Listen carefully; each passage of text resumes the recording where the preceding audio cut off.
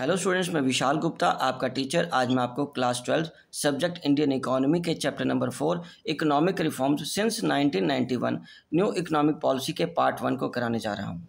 ठीक है स्टूडेंट्स, चलिए तो अब हम स्टार्ट करते हैं। What is the meaning of economic reforms. हमें न्यू इकोनॉमिक पॉलिसी को अंडरस्टैंड करने के लिए सबसे पहले ये समझना पड़ेगा कि इकोनॉमिक रिफॉर्म्स होते क्या हैं।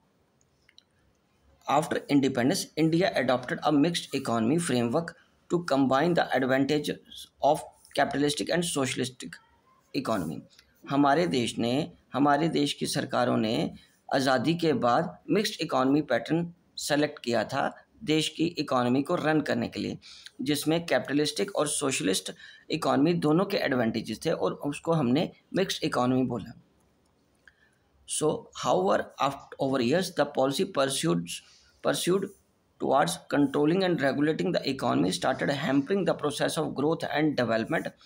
मतलब बहुत सालों बाद जब हमने जो पॉलिसीज़ आज़ादी के समय लगाई थी वो धीरे धीरे उनका असर कम होता गया और वो प्रोसेस ऑफ ग्रोथ मतलब ग्रोथ और डेवलपमेंट के रास्ते में अब वो रुकावट सी बनने लगी, उसको रोकने लगी। क्योंकि economic scenario world wide change हो रहा था और हमारी पॉलिसीज़ पुरानी पड़ने लगी।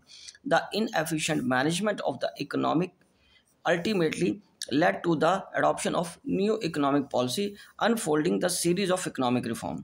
तो inefficient management of इकोनॉमी, हमारी जो इकोनॉमी थी वो इनएफिशिएंट मैनेजमेंट की वजह से पिछड़ रही थी, हमें ग्रोथ ज़्यादा नहीं मिली थी। तो अल्टीमेटली हमें न्यू इकोनॉमिक रिफॉर्म्स के रूप में लानी पड़ी। सो इकोनॉमिक रिफॉर्म्स क्या होते हैं?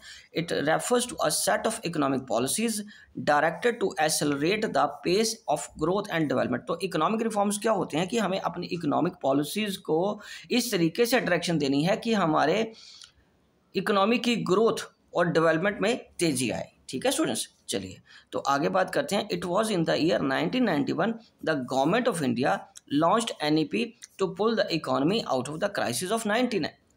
तो जो 1990 से पहले जो क्राइसिस हुए थे उसके से उभरने के लिए 1991 की में जो सरकार थी उन्होंने न्यू इकोनॉमिक पॉलिसी लाई और उसके मेन कंपोनेंट क्या थे? एक था, आपको ये शॉर्ट में तो पता ही है, LPG मतलब लिबरलाइजेशन, प्राइवेटाइजेशन एंड ग्लोबलाइजेशन। और उन्होंने इस पॉलिसी ने रिप्लेस किसको किया? लिबरलाइजेशन रिप्लेस हुआ लाइसेंसिंग से। पहले लाइसेंस लेना पड़ता था आपको कहीं भी प्रोडक्शन करने के लिए या फैक्ट्री लगाने के लिए, अब उसकी ज़रूरत की नहीं थी। अब लिबरल कर दिया, सब कुछ रिस्ट्रिक्शंस फ्री कर दिया। पहले प्राइवेटाइजेशन थी, अब ये कोटा, अब प्राइवेटाइजेशन हो गया। पहले क्या था? कोटा था।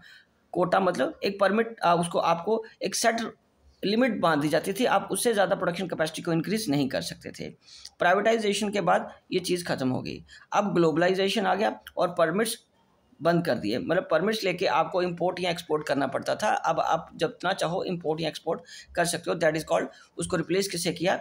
ग्लोबलाइजेशन से। सो लिबरलाइजेशन, प्राइवेटाइजेशन एंड ग्लोबलाइजेशन, ये न्यू इकोनॉमिक पॉलिसी में हमने अडॉप्ट किया आफ्टर, या यूँ कह लीजिए NEP 1991 में। और ये वाला जो 1990 तक का सिस्टम था इसको क्लोज कर दिया, इसको रिप्लेस कर दिया। ठीक है स्टूडेंट्स, चलिए तो अब हम आगे डिस्कस करते हैं elements of NEP। Elements of NEP आपको जैसे मैंने पहले बताया, एक लिबरलाइजेशन है, दूसरा प्राइवेटाइजेशन है, तीसरा ग्लोबलाइजेशन है। सो लिबरलाइजेशन क्या होता है? Liberalisation of economy means freedom of the producing unit from direct और physical control of the government.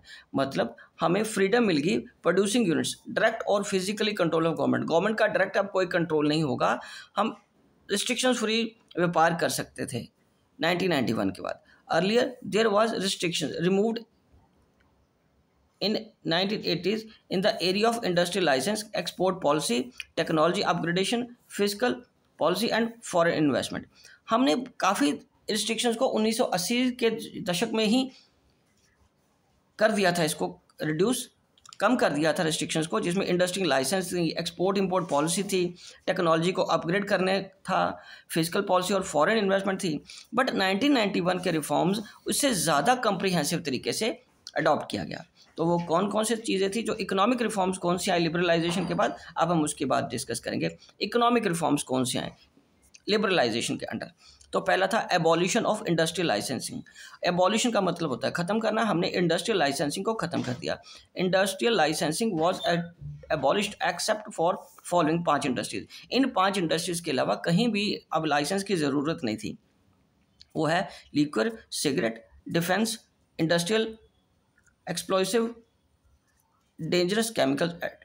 ठीक है जी, ये 5 इंडस्ट्रीज़ को छोड़ के कहीं भी अब आपको इंडस्ट्री लगाने के लिए लाइसेंस की ज़रूरत नहीं है। उसके बाद नंबर 2 इकोनॉमिक रिफॉर्म्स में क्या हुआ? Contraction of public sector. Contraction का मतलब होता है सिकुड़ना, मतलब उसका दायरा कम कर दिया।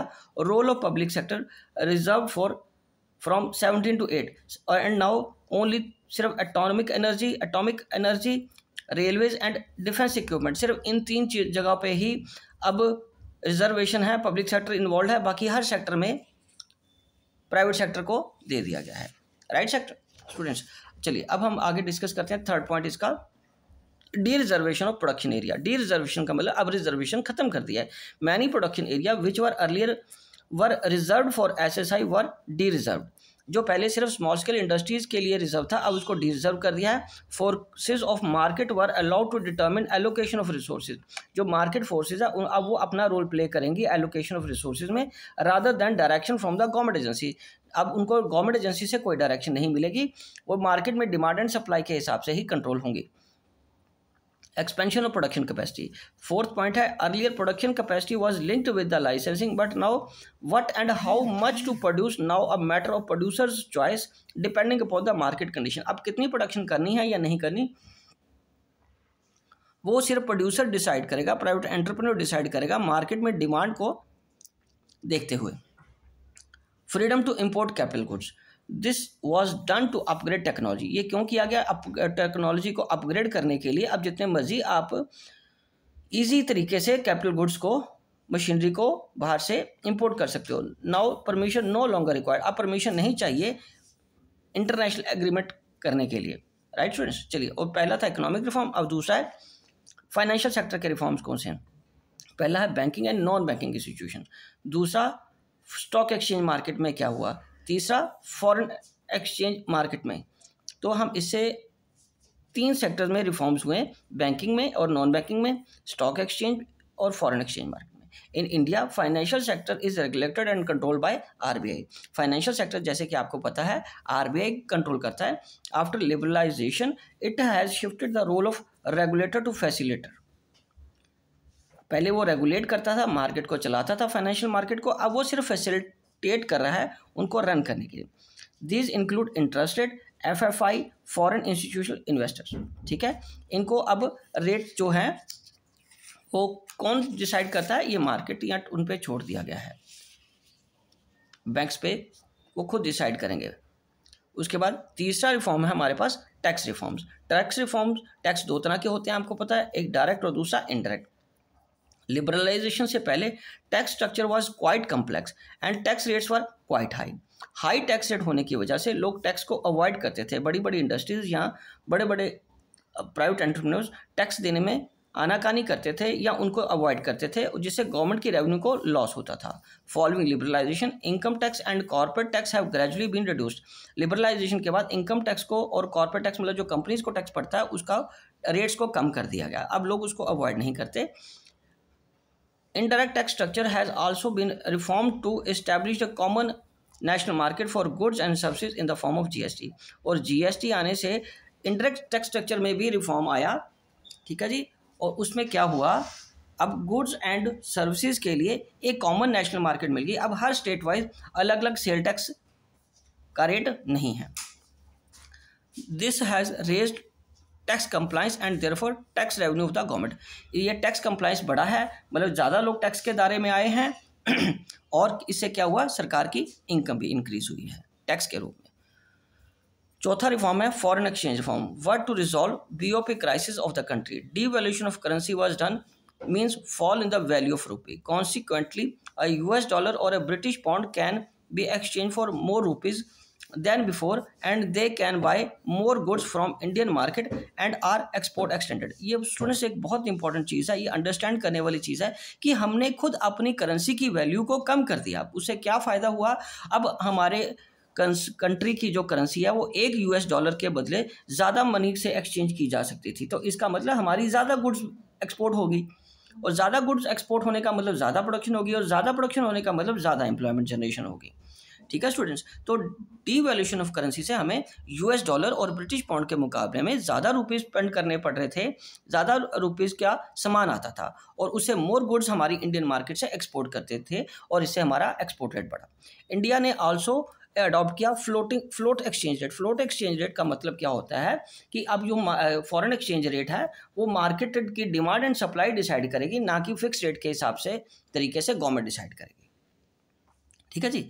तो नेक्स्ट क्या है, trade and investment policy reforms. Trade and investment policy जो रिफॉर्म्स हैं उसमें कौन कौन से रिफॉर्म है, डिसमेंटलिंग ऑफ क्वांटिटेटिव रिस्ट्रिक्शन अब ऑन इंपोर्ट एंड एक्सपोर्ट। अब डिसमेंटल मतलब बंद कर दिया, क्लोज कर दिया, अब कोई भी रिस्ट्रिक्शंस इंपोर्ट एंड एक्सपोर्ट की क्वांटिटी को लेके नहीं है। Reduction in tariff rates, tariff rate मतलब टैक्स रेट जो इंपोर्ट एक्सपोर्ट के थे उनमें भी कमी कर दी है। Removal of import licence, import licence की अब ज़रूरत नहीं है। ठीक है जी। और रिमूवल ऑफ एक्सपोर्ट ड्यूटीज़, और एक्सपोर्ट ड्यूटीज़ को भी बंद कर दिया। तो स्टूडेंट्स ये था लिबरलाइजेशन तब। अब अगली वीडियो में मैं आपको प्राइवेटाइजेशन और ग्लोबलाइजेशन कराऊंगा। आई होप कि आपको ये अच्छी तरह समझ आ गया होगा। Thank you, good luck.